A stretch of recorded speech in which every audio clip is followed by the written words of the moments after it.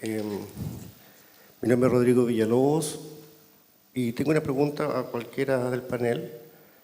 Es con respecto al término o al concepto de riesgo y peligro que se ha utilizado indistintamente.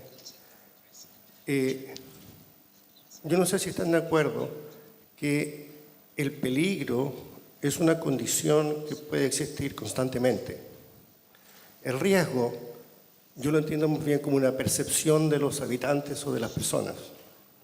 Por lo tanto, a mayor información tenga la gente, menor riesgo puede tener. Sin embargo, el peligro va a existir siempre. Y en el último ejemplo es bastante claro, puesto que esas personas han disminuido su percepción de riesgo y su riesgo ante peligros que pueden seguir existiendo. Esa es mi pregunta con respecto a esos dos conceptos.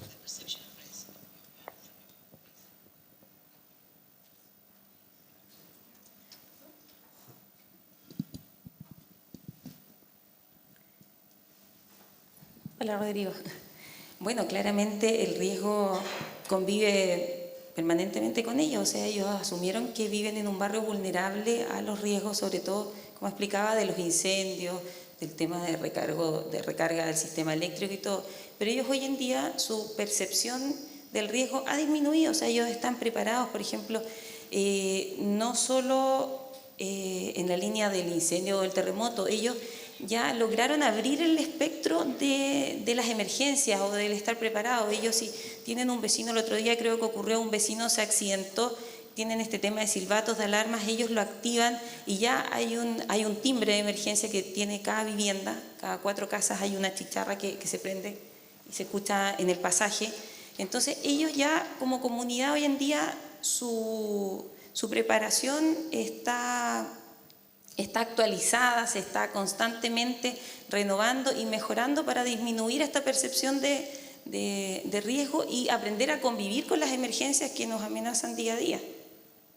Ese es como el resultado en lo práctico que podemos ver, y que esto es como una bola de nieve, o sea, logramos despertar en ellos esta visión y lo van aplicando cada día más a distintos conceptos. Entonces, por ende, los riesgos con los que ellos se mueven hoy en día son mucho menores con los que partieron cuando desconocían con lo que vivían. No sé si respondo un poco.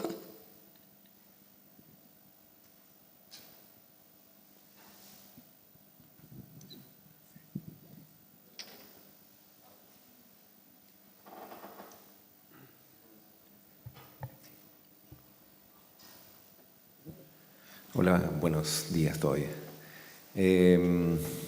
Particularmente a los representantes del Ministerio de Vivienda y de Vialidad. La coordinación a la hora de estudiar las fallas que han podido observar en los criterios de diseño tanto de viviendas como de infraestructura vial, efectivamente se ha estado representando en medidas permanentes o se han tenido criterios que han sido solamente temporales durante el periodo de reconstrucción.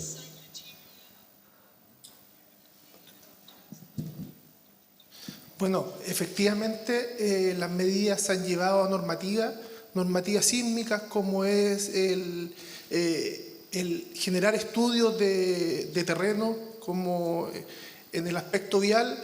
Nosotros tuvimos grandes problemas, la mayoría de los problemas fue por el tipo de terreno que tenemos en nuestra región y en los sectores sobre todo de puentes, que ayudó mucho a que estos puentes colapsaran la licuefacción. Y lo que mencionaba anteriormente, las cepas están muy cortas en sus mesas de apoyo. Entonces, el nuevo estándar sísmico que se aplicó contemplan todos estos estudios una vez anticipándose el estudio de estas mecánicas de suelo para todas estas estructuras, tanto puentes como pasarelas.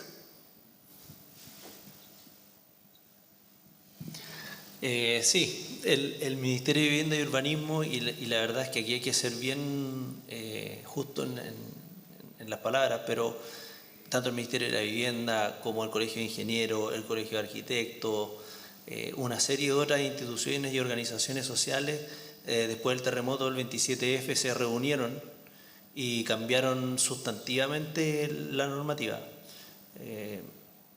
Nosotros, al igual que muchos países con terremotos, nos acogemos a una norma que, y esto quizás no lo sabe mucha gente, pero nosotros defendemos la vida, no las construcciones. Ya, ojo con eso. Lo que se pretende con la normativa o las exigencias estructurales es que los edificios no colapsen, pero los edificios sí pueden sufrir daños. Es un poco como la normativa contra el fuego, que lo que hace es retardar, ¿cierto?, que el fuego llegue, no sé, a la estructura y finalmente incluso ese edificio podría quemarse entero, pero lo que importa es que las personas puedan salir del edificio. Algo similar ocurre con el desempeño sísmico de los edificios. Por lo tanto, no solo nosotros como ministerio cambiamos la normativa y se hizo todo más exigente, sino que también hubo una reacción por parte de las personas. Hoy en día es muy raro ver que una persona rechace un seguro de sismo. Y antes del 27F había muchas personas que rechazaban o descontaban de su dividendo el seguro de sismo. Hoy en día yo creo que nadie lo trataría de rechazar. Por lo tanto, las exigencias del ministerio son superiores, hay un mejor desempeño y también hay un esfuerzo por incorporar mayor tecnología. Y también el ministerio lo que ha hecho es tratar de entregar mucha información relacionada con, no sé, aisladores sísmicos, por ejemplo, que también es una muy buena solución. Y también, bueno, las coordinaciones, decías tú. Nosotros en el ministerio tenemos una comisión que se llama Comisión de Ciudad, Vivienda y Territorio. Y en esa comisión, sin lugar a duda, que vamos a tocar este tema a raíz del plan que acabamos de entregar en diciembre pasado, en donde vamos a llamar a todos los ministerios a que nos podamos coordinar en pos de este plan, de manera que en el fondo existe una coordinación regional para un eventual desastre y cómo podríamos actuar después en un proceso de reconstrucción que es parte de las materias para poder ir previniendo. Y otro tema no menor es, por ejemplo, el hecho de que hoy en día el Serviu, el Servicio de Vivienda, no compra terrenos o no califica proyectos que no vengan con terrenos con mecánica de suelo. Hace años atrás, el Ministerio de Vivienda y Urbanismo, a través de la Subdere o de otras instituciones, incluso los mismos comités de vivienda podían comprar un terreno. Y algunos de esos terrenos, lamentablemente, a pesar de haber estado comprados, no podían edificarse, toda vez que se hizo la mecánica de suelo. Por lo tanto, hoy en día la Subdere, ni nosotros, ni nadie, o un comité, no se le va a calificar el proyecto si es que no tiene una mecánica de suelo. Por lo tanto, también ahí hay un cuidado de los fondos públicos de todos nosotros que pagamos todos los meses en que se invierta donde corresponde. Se invierta de buena manera.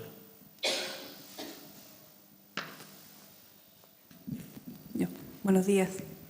Bueno, muchas gracias a todos por las presentaciones, en realidad muy bien amplios los temas y bien súper interesantes. Yo creo que este tribunal que está adelante es como emblemático y de discusión para nuestra región especialmente.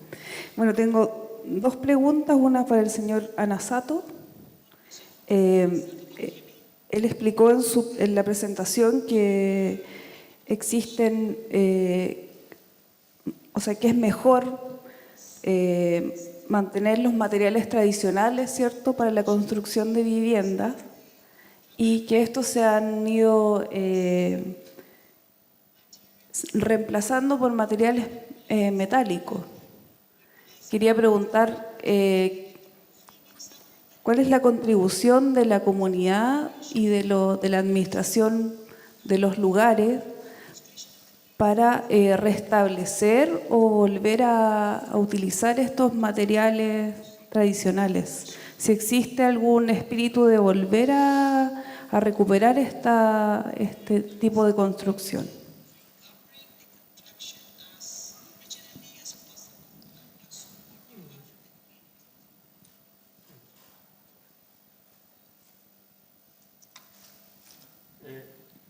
Thank you for your question to me. And this morning, I made the two presentations, and at the first topics, I introduced the structural restoration of the Seki family house. In that case, so the new material, as a new material, so steel materials were used to strengthen the wooden heritage structure. But in Japan or in other countries, so for seismic strengthening of the wooden heritage structure, so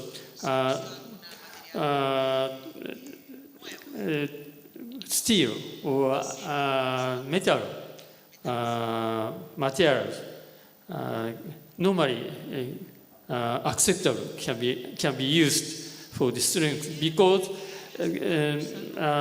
such materials can be removed and can be removed. So that the reason why, one of the reasons why the new material used for the strength, to the strength of the wooden material. So in Japan, so we have the guidelines for the seismic diagnosis and the seismic strengthening of the heritage structures. In that guidelines, so the new materials such as metal materials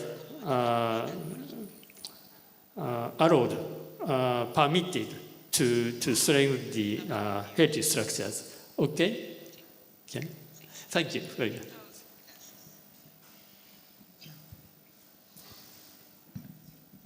Y la última pregunta para Catalina, que bueno, muy interesante el proyecto en que te tocó participar y liderar de cierta manera.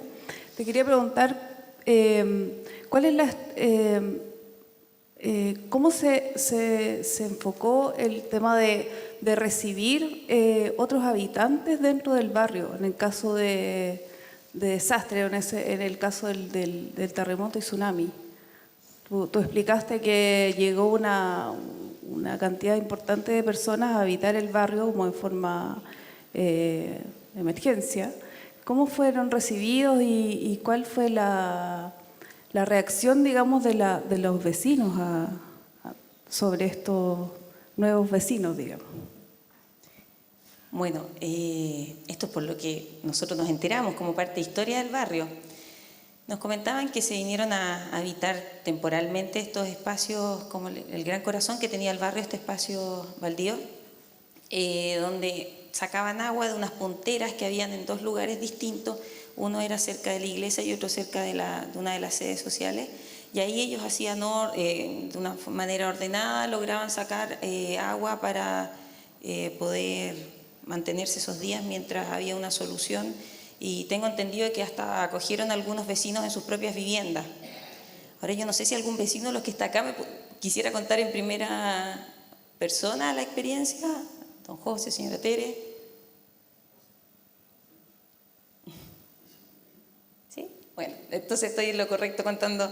Eso fue, o sea, en un principio fue como instintivo, un poco caótico, y hoy en día apunta a que por instinto puede volver a ocurrir, como supervivencia, alojarse del borde costero cerca de un establecimiento hospitalario tan grande como el Hospital Higuera. Es probable que esta situación pueda volver a ocurrir. Lo que esperaban las obras del programa era ahora tener un espacio ordenado, cómodo, limpio, confortable y libre de riesgo. O sea, también si ocurre un incendio, este es un espacio central que está abierto, que permitiría que también se puedan refugiar ahí algún pasaje, alguna vivienda que esté en peligro. Y frente a un terremoto o tsunami se podría generar un acampar o algo transitorio de manera más ordenada, más higiénica y con las capacitaciones y con la guía de los vecinos que ya están.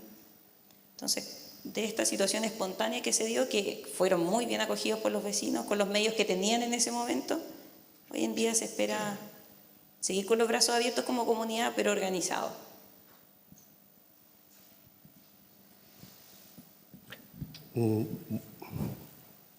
Ya que hicieron dos preguntas, yo voy a hacer una segunda también. Es para Gabriela. En términos de la construcción de apegos en los lugares, Hernández y otros plantean que los lugares se construyen desde dos dimensiones, la dimensión física y la dimensión social. Y una serie de estudios han planteado el tremendo valor que tiene la dimensión social en sobreponerse frente a la ausencia de la dimensión física de los lugares. Es decir, si un lugar queda completamente destruido, pero la gente se mantiene en ese lugar, el apego al lugar no se pierde, se mantiene. Usted mencionó algunos ejemplos en ciudades italianas en donde se trabajó con la gente, en donde se le preguntó a la gente qué es lo que ellos necesitaban para recuperar rápidamente aquello que construía su identidad, aquello que podía mantener sus apegos con ese lugar. Y me interesaría si pudiese explayarse un poco más sobre aquello. Sí, a ver, para nosotros fue muy difícil. Hablo de nosotros porque mi familia vive a 15 kilómetros del epicentro, así que yo estaba ahí de casualidad, digamos, por las vacaciones cuando ocurrió el sismo y de ahí me quedé para trabajar un tiempo más. Así que lo viví muy de cerca. El tema es que hay lugares que ya no se puede reconstruir. El comer a dovera, digamos, el modelo Friuli, por ejemplo, en algunos casos no lo podemos actuar. Y claro, en un artículo, por ejemplo, yo salió en el periódico un domingo que me atreví a decir que Pescara del Tronto, que es una ciudad que se derrumbó por más del 80%, no se volvía a reconstruir ahí. Bueno, yo trabajé un tiempo en el CNR con la Protección Civil, que es el CNR, el Centro Nacional de Investigación Italiano. Claro, me llamaron el día después, me dijeron, ¿cómo te atreviste a decirlo en la prensa? Digo, ya me sumo toda la responsabilidad. Digo, pero no mentí. Y me dijeron, no, claro, es verdad, pero a la gente no le puede decir eso ahora. Y yo digo, sí, pero tienen que saber que se han hecho estudios en microzonificación sísmica, ahí se hicieron, y los geólogos dijeron que no se podía volver a reconstruir la ciudad. Entonces, ya de ahí para ellos fue un golpe súper grande, porque en un momento ya estaban, digamos, sin casa, sin hogar, habían perdido familiares, hubo muchos fallecidos, muchos niños. Entonces ya era, digamos, una tragedia en la tragedia. Saber que no podían volver a ese lugar para ellos fue muy duro. Pero hay que asumirlo, digamos, yo creo que hay que enfrentarse lo más pronto posible con la realidad. Y no lo digo porque me pongo de un plan frío como arquitecto, digamos, lo digo desde un punto de vista para que la comunidad pueda revivir y reempezar la actividad cuanto antes. Digamos, hay que reaccionar. Y ahí eso, sobre todo con ActionAid, esa caravana que pasaba dentro de todos los, donde podía llegar, digamos, y hablaba con la gente que estaba en las carpas, y hablaba, digamos, hacía actividad con ellos, workshop, talleres. La gente se sentía más segura. En realidad es algo que también, está relacionado con los psicólogos de la emergencia que trabajan también en esas situaciones. Pero, digamos, ver personas que se acercan a ti y por fin se interesan a tu opinión y tú te sientes parte de ese proceso, sobre todo involucrado en el proceso de la reconstrucción, te da más fuerza para reaccionar, digamos. Hubo una comparación, por ejemplo, con el terremoto del L'Aquila, donde los psicólogos de la emergencia, yo trabajo también con ellos allá, dijeron que hubo un taso de alcoholismo mucho más elevado, de depresión, la gente, por ejemplo, se encerraba en los centros comerciales, en el mall, y en cambio acá la gente se juntaba para hablar de la catástrofe, para hablar de la reconstrucción. Entonces como que hubo también el cambio de paradigma, demostró que funciona mucho mejor actuar de esta forma.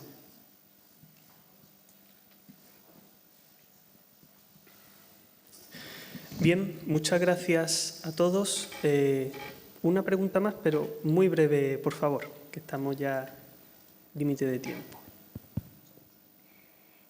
Bueno, mi pregunta va en que en la actualidad se han dado variados casos en los que empresas inmobiliarias construyen casas en zonas de riesgo, que en el 2010 se vieron inundadas, como el caso de San Marcos 2000.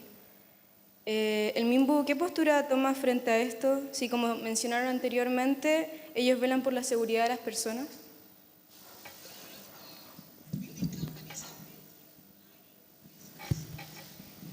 Sí, mira, muy buena tu consulta. Y, a ver, aquí hay como que separar un poquito la responsabilidad y las competencias de cada institución. Los permisos de obra son emitidos por la Dirección de Obras Municipales de cada una de las comunas. Nosotros como ministerio lo que tenemos es una competencia y una responsabilidad un tanto distinta. Nosotros lo que hacemos es, por ejemplo, apoyar con asistencia técnica el desarrollo, por ejemplo, de un plan regulador comunal. Y en ese sentido nosotros podemos hacerle indicaciones, podemos entregarle información a las comunas para que ellos vayan tomando su decisión en el instrumento de planificación territorial correspondiente. Ahora, como decía anteriormente, siempre el foco ha estado en resolver la emergencia. Y justamente lo que queremos en este gobierno es poner el foco en la prevención. Y en eso estamos partiendo ahora. Y es por eso que entregamos este plan que está siendo revisado a nivel central y que después vamos a tener que integrar obviamente con todos los otros ministerios y las instituciones pertinentes para poder ir desarrollando y entregar información. Aquí se hablaba sobre el tema del peligro y el riesgo, y lo importante es que las personas tengan el máximo de información posible para que puedan tomar una mejor decisión. Entonces, si bien el peligro es una cosa constante, y en eso lo comparto con quien nos ha hecho la consulta, la percepción del riesgo varía si uno tiene la información o no tiene la información. Entonces, es como cuando uno va al médico, ¿cierto? Uno dice, te encuentran un problema grave y tú quieres saber, quieres tener alguna certeza. O por último, para tomar una decisión, y el médico dice, mire, ¿sabe qué? Si hacemos esta intervención tenemos un 10% de riesgo de contraer una infección propio de una cirugía. Entonces ahí uno verá si toma o no toma la decisión. Pero lo importante es que los vecinos estén con la información actualizada sobre el peligro para que ellos tomen una decisión en base a ese peligro, en la percepción del riesgo y en la información entregada por las autoridades. Por lo tanto, ese es el rol del ministerio y ese es el rol que queremos jugar ahora como gobierno en este periodo. Oye, solo para agregar una sola cosita que igual es importante, aprovechando la oportunidad que hay tantas personas aquí interesadas, pero en el proceso de la emergencia lo que se entrega es una vivienda de emergencia que no la entrega el Ministerio de Vivienda y Urbanismo, lo entrega la ONEMI. Y además hay muchas organizaciones sociales o fundaciones sin fines de lucro que ayudan a generar la vivienda de emergencia. Ahora, si nosotros estuviésemos a cargo de eso, nosotros lo que preferiríamos sería tener una vivienda lo más definitiva posible, ojalá con los estándares del Ministerio de Vivienda y Urbanismo, y construida en poco tiempo. Porque desde el punto de vista de las competencias y la responsabilidad, nosotros podríamos eventualmente asignar un subsidio en un corto plazo a una familia para que se puedan construir una vivienda definitiva. El problema es que las viviendas se demoran un año en construirse. O depende del terreno, puede demorarse un año y medio porque no tiene factibilidad de agua potable, ni alcantarillado. Nosotros no podemos construir o no podemos asignar subsidios en lugares donde no existan factibilidades de agua potable, etcétera, por el Ministerio de Salud, hay por un montón de otras cosas. Entonces, ¿Por qué planteo esto? Porque hay muchos estudiantes universitarios que no entienden por qué se hacen viviendas de emergencia y no se hacen viviendas definitivas de una sola vez. Y hay un problema de plazo. La familia quiere la solución mañana, no en un año más o en un año y medio más. Entonces, si ustedes quieren tener un emprendimiento, para nosotros como ministerio sería genial poder tener una vivienda lo más definitiva posible, o que a lo menos cumpla con ciertos estándares del ministerio, pero pueda ser construida rápidamente, de manera que a lo mejor en menos de, no sé, 2 o 3 semanas, máximo un mes, la vivienda pueda estar construida. Y ese sería para nosotros el ideal de los ideales, y no necesariamente la Mediagua, porque sabemos que las condiciones en que vive una familia en Mediagua, sin lugar a dudas, es muy distinta a la que tenía anteriormente. Pero como tuvimos una dificultad de prácticamente 220.000 viviendas dañadas, la verdad es que no había otra opción. Pero ese sería un lindo desafío para un grupo joven de arquitectos que quiera emprender en esa área.